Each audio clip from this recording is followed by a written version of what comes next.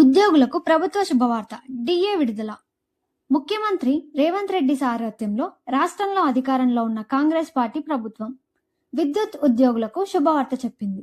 వారికి 17.651% కరువు భత్యాన్ని ప్రకటించింది. దీనికి సంబంధించిన ప్రతిపాదనలపై ఇంధన మంత్రిత్వ శాఖను పర్యవేక్షిస్తున్న ఉప ముఖ్యమంత్రి మల్లు భట్టి విక్రమార్క ఆమోదించారు. 71,387 మంది ఉద్యోగులు, కార్మికులు, పెన్షనర్లకు ఈ పెంపు ప్రయోజనం చేకూరుస్తుంది. దీనివల్ల ప్రభుత్వంపై అదనంగా 9.39 కోట్ల రూపాయలు అదనపు ఆర్థిక భారం పడనుంది. టీజీ ట్రాన్స్కోలో 3,036 మంది ఉద్యోగులు, 3,769 మంది కార్మికులు పనిచేస్తున్నారు. వీరితో పాటు 2,446 మంది పెన్షనర్లు ఉన్నారు.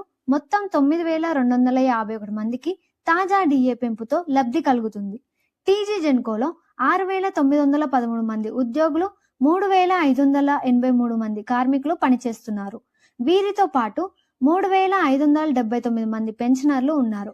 మొత్తం 14,075 మందికి ప్రయోజనం కలుగుతుంది.